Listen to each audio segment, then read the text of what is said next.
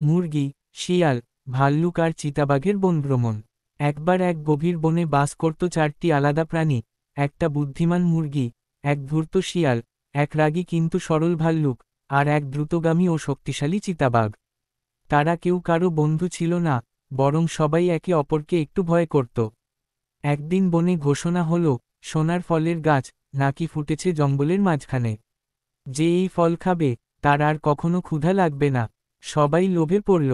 Dash dash dash. প্রথম পর্ব, পরিকল্পনা। মুরগি ভাবল, আমার তো ডানা আছে, আমি উড়ে গিয়ে ফল তুলে আনব। শিয়াল মুচকি হেসে বলল, এই কাজটা বুদ্ধি দিয়ে করতে হবে। আমি পথ চিনে দেব, আর ফল আমি খাব। ভাল্লুক গর্জে উঠল, আমি বলছি, ফল আমি তুলব। আমার শক্তি আছে। চিতাবাঘ দাঁত খিচিয়ে বলল, আমি কারও অপেক্ষা করব না। আমি দৌড়ে গিয়ে সবার আগে ফল নিয়ে আসব। শেষমেশ ঠিক হলো, সবাই একসাথে যাবে, কিন্তু ফল কে পাবে সেটা পরে ঠিক হবে।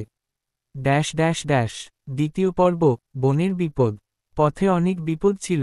1, কাদার গর্ত, ভাল্লুক পড়ে যাচ্ছিল, মুরগি তার মাথায় বসে পথ দেখালো। 2, কাটার ঝোপ, চিতাবাঘ ঝোপ ভেদ করে সবাইকে পথ করে দিল।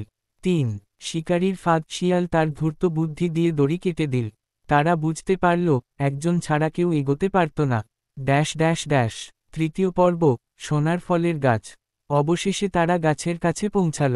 কিন্তু গাছের নিচে বসে আছে এক বিশাল অজগর সাপ। সাপ হিসহিস করে বলল, যে আমার ধাঁধার উত্তর দেবে, শুধু সেই পাবে সোনার ফল।